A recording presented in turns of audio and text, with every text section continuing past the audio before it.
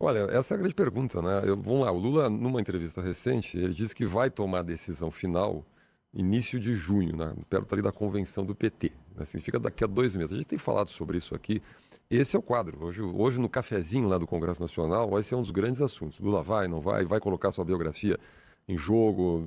As pesquisas sistematicamente estão mostrando nas últimas 2, 3 semanas uma dificuldade do Lula em relação ao Flávio. Né? Empate técnico, 1 ponto atrás, 2 pontos atrás, dependendo de instituto. E eu sempre digo, nesse momento da campanha, Thaís, Pedro, a questão é a curva, é o filme, não é o retrato. E sabe, Schiller, nessa pesquisa agora do Instituto Datafolha, que a gente trouxe agora há pouquinho, não é em relação ao Flávio, acho que isso preocupa, porque nas simulações de segundo turno, que envolvem Romeu Zema e Ronaldo Caiado, os números são muito parecidos. Ou seja, o problema para Lula não é Flávio.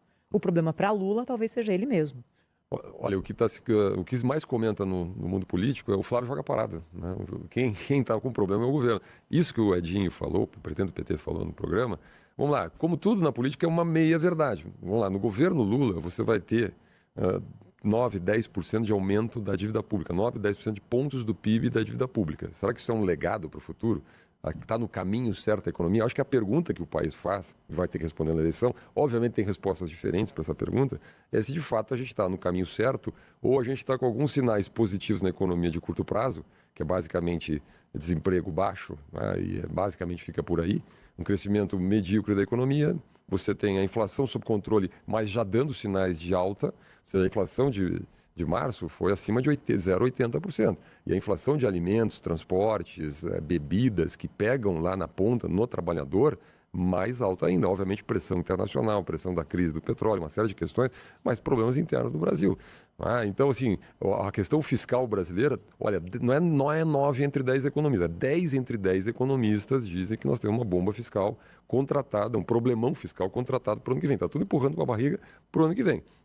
Como é que você faz com 300 bilhões do chamado parafiscal? Vai jogando para a dívida pública, mas até quando isso é possível? Aí quando a chamada despesa discricionária ela comprimida, 7, 8%, e você não tem mais como, tem que encarar a reforma da Previdência, tem que encarar a reforma administrativa, te empurrou de novo com a barriga o tema do super salário. O Supremo, na verdade, para muito, complicou mais, e agora o Conselho Nacional de Justiça mais ainda. Então, nós estamos empurrando questões importantes para o futuro, trocando por ganhos de curto prazo, à véspera do período eleitoral. O que a gente observa, né, que assim, o governo parece estar sendo vítima da própria, como é que eu diria, da própria arapuca que armou, né? Quando o governo, por exemplo, não estimula a geração de empregos, mas estimula a geração de bolsistas do Bolsa Família, ele acaba tirando essas pessoas das estatísticas de desemprego, né? Mas não altera a realidade delas. Elas continuam pobres, continuam desempregadas, né? Mas só que elas não são mais contadas, não são mais contabilizadas como desempregadas, porque, afinal de contas, tem ali o Bolsa Família. Mas não é emprego, não é carteira assinada, mas estão fora da... Essa manipulação ainda vai ficar mais clara, né? Então é alguma coisa que ajuda muito nas manchetes, né? Ajuda o governo nas manchetes, mas o próprio desempregado sabe que a situação dele não melhorou, só piorou. E é por essa razão que também cai o apoio do presidente Lula. Certamente essa é uma das principais razões que fazem desabar a intenção de votos no presidente Lula também nas classes mais modestas da população, os trabalhadores ali de salário mínimo, etc. E aí eu gostaria de saber de você exatamente isso, qual a sua análise quanto a isso, né? Tem a questão da fadiga de material, a que se referiu a Thaís no início do programa, e também tem essas enganações que é própria da política, né?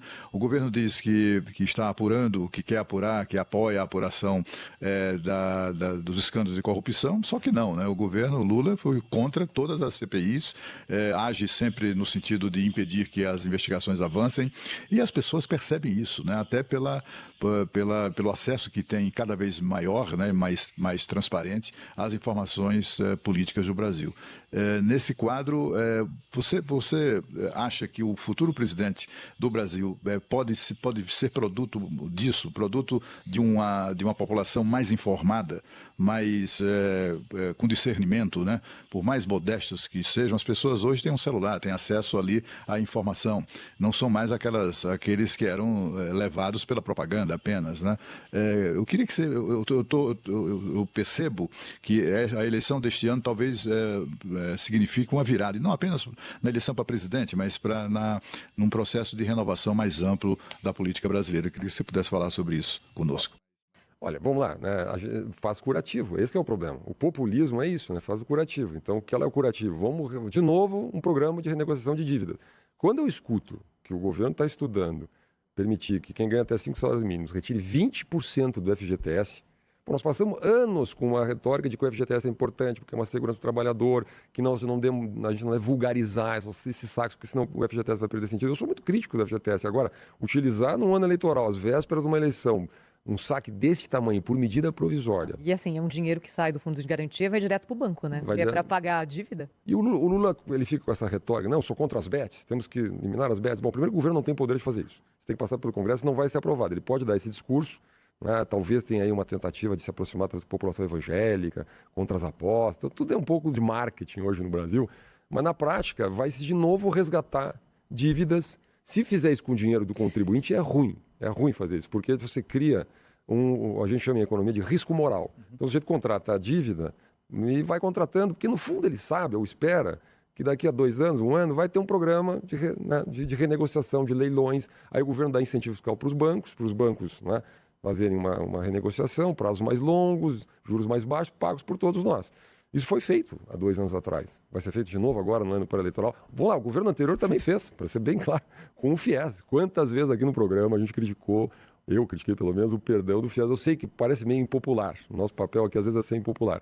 Porque não é, muita gente pagou, muita gente teve seriedade. Porque qual é a credibilidade do governo de lançar um próximo programa de financiamento, por exemplo, nessa área? Então, nós temos um risco. Sobre a economia, vou dar um dado aqui. A gente fala, bom, a economia está num bom momento. O governo Lula criou em torno, o governo não cria nada, tá? A gente usa essas expressões, mas no governo, nos 3 anos, você teve uma criação de emprego de 4 milhões de vagas. Sabe quantos por cento dessas vagas são até um salário mínimo e meio? Quase totalidade. Quase tudo. 100% praticamente, 97%, 98%. Então, a média dessas vagas, a média de salário é 1,4 salário mínimo. Então, nós criamos, o Brasil se especializou praticamente só em criar vagas de um salário mínimo e meio. Acima de um salário mínimo e meio já é negativa a criação de vaga. E sabe quantos por cento da população economicamente ativa ganha mais de 5 salários mínimos? 7,6%. Então nós estamos criando uma massa, né, de empregos de má qualidade. São importantes para as pessoas, mas na verdade muita dificuldade. Quer dizer, então esse propalado, vamos lá, bom momento da economia precisa ser analisado com um pouco mais de cuidado. Falou de marketing, eu queria entender como é que funciona a cabeça de um marqueteiro, por exemplo, principalmente nessa da reeleição do presidente Lula. A Thaís apresentou as pesquisas, os números estão aí para todo mundo ver.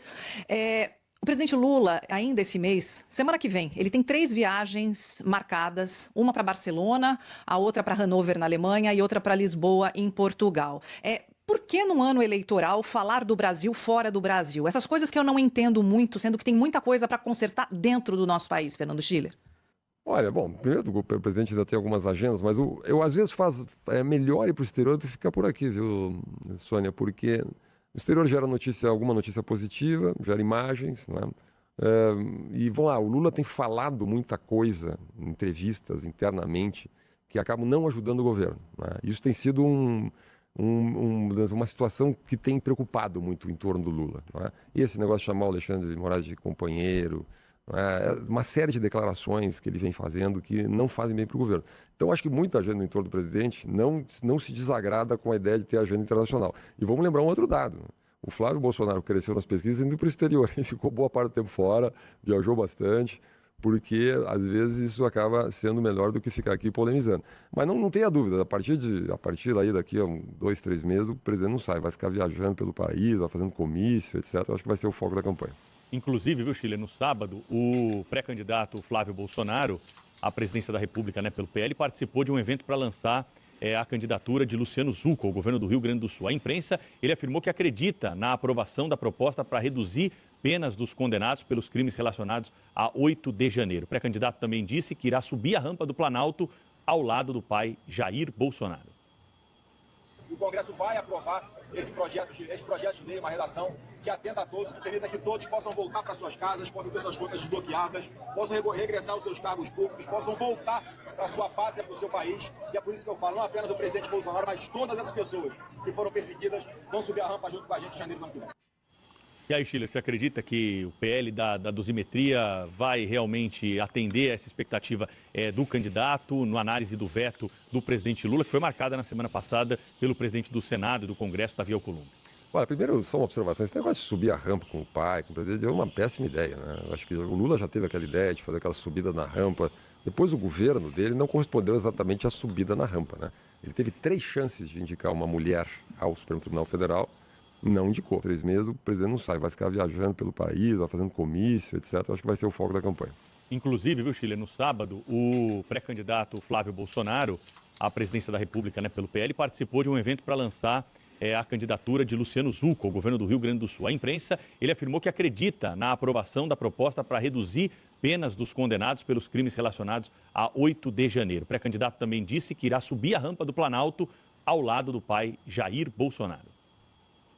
O Congresso vai aprovar esse projeto de lei, uma redação que atenda a todos, que permita que todos possam voltar para suas casas, possam ter suas contas desbloqueadas, possam regressar aos seus cargos públicos, possam voltar para sua pátria, para o seu país. E é por isso que eu falo, não apenas o presidente Bolsonaro, mas todas as pessoas que foram perseguidas vão subir a rampa junto com a gente em janeiro do ano que vem.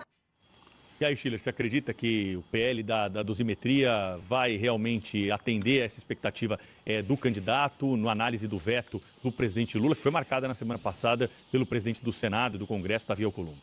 Olha, primeiro, só uma observação. Esse negócio de subir a rampa com o pai, com o presidente, é uma péssima ideia, né? Eu acho que o Lula já teve aquela ideia de fazer aquela subida na rampa. Depois o governo dele não correspondeu exatamente à subida na rampa, né?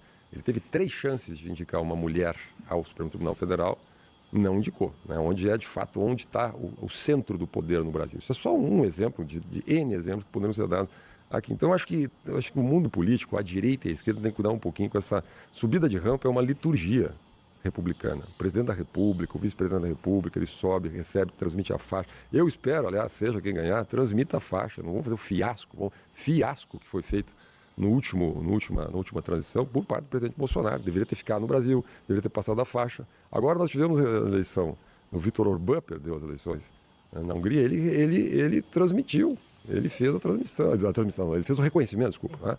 Sendo um presidente considerado autoritário, considerado ultraconservador, etc. Porque é da lógica, como a gente viu na Argentina, onde o presidente Alberto Fernandes fez todos os rituais, né, recebeu lá um Milei, mesmo sendo assim... Você não precisa estar sorrindo, né, Schiller, mas precisa fazer. Bom, tem que fazer esse processo. Mas faz parte. Todo, né? Então, agora, a dosimetria, na minha visão, acho que ela ganhou espaço, porque, por N razões, acho que saíram muitas notícias. Essa condenação, nós tratamos aqui disso, daquele senhor Alcides Ram, por R$500, né? Bom, 500, ninguém no mundo, ninguém no Brasil, olha, qualquer planeta vai concordar com o sujeito que deu R$500 e ficou condenado a 14 anos de prisão. Não é possível. Só que esses casos, saiu agora uma entrevista muito tocante da Débora dos Santos, essa Débora aqui do Batom, aquela moça. Então há muitas histórias tristes, muitas pessoas que estão exiladas, na Argentina, senhoras idosas que estão presas, até com problemas de saúde e tal.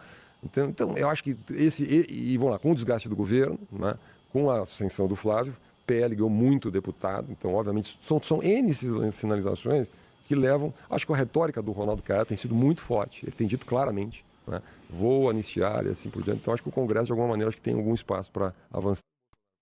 Você vê espaço, Schiller, para crescimento da candidatura de Caiado, que disputa o mesmo eleitor com Flávio Bolsonaro? Não, hoje não tem espaço, não. A pesquisa da Datafolha deu 5%, né? As pesquisas deu uma pequena melhorada. O cara é interessante que na simulação de segundo turno ele subiu 6 pontos, né? Interessante isso. Então, mas, de novo, entra aquilo que vocês colocaram aqui, né? Um candidato de oposição, o Lula, parece que joga parado, porque o governo está com problema, né? Então, o Caiado está hoje já na zona ali do empate técnico, né, com o Lula. Então, ele pode ser um candidato eficiente em segundo turno. O problema é que o país está realmente polarizado. A única hipótese, tem 2 hipóteses aqui, né? Uma hipótese é, de fato, agora o PT fará uma crítica muito dura ao Flávio, vai falar dos problemas do Flávio. Não se sabe, tem muita mitologia ou realidade aqui, a gente vai ver, né? Essas denúncias contra a rachadinha, a loja de chocolate, essas coisas, né? De alguma maneira desgastaram o Flávio, ninguém tem bola de cristal aqui. Não é o cenário nesse momento, né? Porque ele entrou bem na campanha, né? E ele consegue. Hoje a rejeição, por exemplo, se pegar no Datafolha, Lula tem 2 pontos a mais do que o Flávio em rejeição, que era o grande problema, né? 48 a 46. 48 a 46. Há 5 meses atrás, 4, 5, 6 meses atrás, não, é impossível uma candidatura com o sobrenome Bolsonaro, porque a rejeição é muito alta, não é menor do que a do Lula. Então, assim, nesse momento, acho que não tem espaço para terceira via. Agora o Ronaldo Caiado tem que fazer o trabalho dele, ele fará, tá animado, está empolgado, tá? Ele vem se consolidando já como terceiro colocado nesse grupo. Acho que é uma tendência hoje, vou arriscar aqui, tá, Pedro Thaís, sabe porque a gente toma os riscos aqui. Acho que é uma tendência do Romeu Zema ser vice do Flávio. Não tem bola de cristal nenhuma aqui, eu acho que é uma tendência natural. Por quê? Porque o Zema não emplaca nas pesquisas. Está perto do Renan Santos. Então vai arriscar. E acho que muita gente do Partido Novo, o Partido Novo precisa desesperadamente fazer a cláusula de desempenho, acha melhor aliança com o Flávio, porque vai ter uma candidatura forte, vai estar junto no bloco, vai estar junto com a oposição, com essa retórica de uma unificação das oposições. Então acho que é uma tendência. Então o Ronaldo Caiado vai se consolidar como terceiro colocado. Mas por enquanto não tem nenhum sinal de que ele vá ter um crescimento. Você que estuda bastante a ciência política fora do Brasil também, existe algum modelo que possa ser replicado aqui no Brasil na tua avaliação, que impeça, por exemplo, um governante, seja ele quem for, num ano eleitoral, de fazer tantas benesses para a população em busca de um populismo barato, como essa medida aí do FGTS, como a história da escala 6x1? Existe alguma trava? Algum país já adotou um modelo que não dá essa chance? Você que estuda bastante a ciência política fora do Brasil também, existe algum modelo que possa ser replicado aqui no Brasil na tua avaliação, que impeça, por exemplo, um governante, seja ele quem for, num ano eleitoral, de fazer tantas benesses para a população em busca de um populismo barato, como essa medida aí do FGTS, como a história da escala 6x1? Existe alguma trava? Algum país já adotou um modelo que não dá essa chance ao político que está buscando ali uma reeleição ou reverter um quadro de impopularidade como as pesquisas estão mostrando? Olha, vamos lá, tem muitos exemplos internacionais de países que restringem, não é? Por exemplo, a edição de medidas similares a medidas provisórias, por exemplo. Não é? Por que o governo vai fazer agora? Ele edita uma medida provisória vai valer na hora. E os efeitos já estão dados. Não é? Digamos assim, o leite está derramado. As pessoas vão fazer o saque do FGTS, o governo vai botar dinheiro do contribuinte no fundo lá, não é? De operações do Banco do Brasil para lastrear essas renegociações, vai conceder o incentivo fiscal para os bancos. A gente não sabe exatamente o desenho, mas vamos lá, o que se discute hoje. Então, o leite está derramado. O que o Congresso vai fazer? O Congresso torna inútil, completamente inútil. Não é? E num ano eleitoral, e os efeitos estão dados, e curto prazo. Nós estamos na síndrome do curto prazo. Não é? Então, mesmo caso da escala 6x1. Eu escrevi, inclusive, no Estadão, um artigo dizendo que acho uma irresponsabilidade. Olha, você pode fazer qualquer discussão, mas fazer um debate desta seriedade, sem analisar impacto em produtividade, com seriedade, sem analisar todos os impactos econômicos, pressão inflacionária, informalidade, demissões, custo para as empresas, N impactos, todas as consultorias importantes do país, universidades, têm apontado esses impactos. Nada disso vai ser discutido, nós vamos discutir assim, toque de caixa no Congresso, pedido de urgência para o governo faturar porque tem que ganhar a eleição. Então, eu concordo inteiramente, eu acho que a edição de medidas provisórias, medida provisória no Brasil foi vulgarizada, porque ela exige relevância e urgência. Olha, o quadro de endividamento nós temos há anos no Brasil. Pode ter variado 1%, 2% para agora, mas qual é a urgência disso? Então, o governo, no véspera da eleição, vai emitir um saque gigantesco do FGTS. Quantas vezes a gente viu o ministro Marinho defendendo o FGTS, que era um absurdo sacar do FGTS, agora o governo vai abrir o FGTS. Então, assim, eu acho que o Brasil deveria pensar muito seriamente um pacote de restrições ao populismo. Nós vamos ver nos próximos meses, é isso. E vou dizer, acho que a sociedade já está precavida para isso. A sociedade está madura, ela percebe onde é que tem o populismo e onde é que esse tipo de medida... Bom, o Bolsonaro fez várias medidas, o governo não adiantaram. Então, acho que aí é um pouco de tiro pela culatra. Mas como a gente conversava aqui no intervalo, né, Pedro? O custo depois é alto, porque alguém vai pagar essa... Agora, o quadro latino-americano, eu acho que deve causar uma enorme preocupação para a esquerda, viu? Porque sistematicamente os candidatos à esquerda vêm perdendo as eleições na América Latina. Né? Por que isso acontece? A minha impressão é que existe um cansaço desta retórica distributivista numa região pobre. Né? Porque a retórica distributivista, o que ela na prática supõe? Estado grande, caro, produtividade baixa. Né? Então, o caso da escala 6, o fim da escala 6x1 é um pouco isso. Né? Nós somos um país pobre, que geramos praticamente 100% das vagas, um salário mínimo e meio, né? Produtividade estagnada, né? E eu passei as últimas semanas lendo livros sobre a China, viu, Sônia? Porque, aliás, indico um que eu li, que é o Breakneck, né?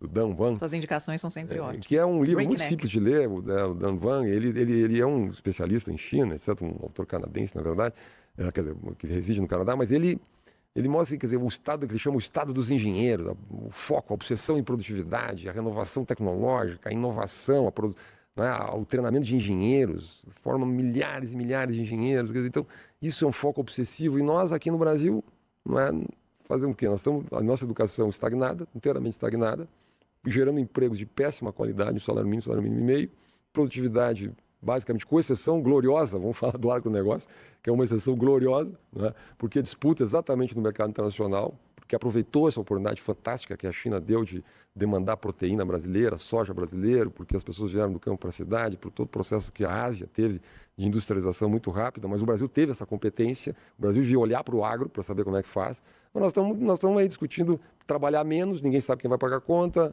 não é? A gente está fazendo renegociação para pagar dívida, querendo proibir bets, né? Como se fosse uma grande questão, distribuindo gratuidades, benefícios, etc., N programas de transferência de renda.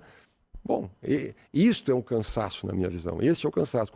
Esse foi o discurso do Milei na Argentina. Quando o Milei ganhou a eleição na Argentina, ele disse: esse modelo não tem mais para onde ir. É um Estado endividado, sem credibilidade internacional, dívida pública crescendo, todo mundo ganhando um penduricalho do governo, taxista, subsídio para o transporte, subsídio para a energia, subsídio para tudo, como a gente tem no Brasil do gás, etc. E a economia não avança, não disputa no mercado globalizado, onde você tem que ter o quê? Eficiência, competitividade, produtividade, tudo isso, que é difícil de fazer. Exige... Olha, uma das melhores coisas que o Brasil fez, eu sempre digo aqui, foi o marco do saneamento básico, na minha visão. Por quê? Porque o Estado recua, vai para um modelo regulatório, e permite a competição e atrai investimento. Então nós vamos ter mais de 50% no final do ano do saneamento básico no Brasil provido pelo setor privado. Por quê? Porque abriu a competição, porque deu segurança jurídica, porque os contratos são longos. Então é foco em produtividade, foco em competição. O Estado não sai do jogo, mas ele se realoca dentro do jogo para permitir que o setor privado avance.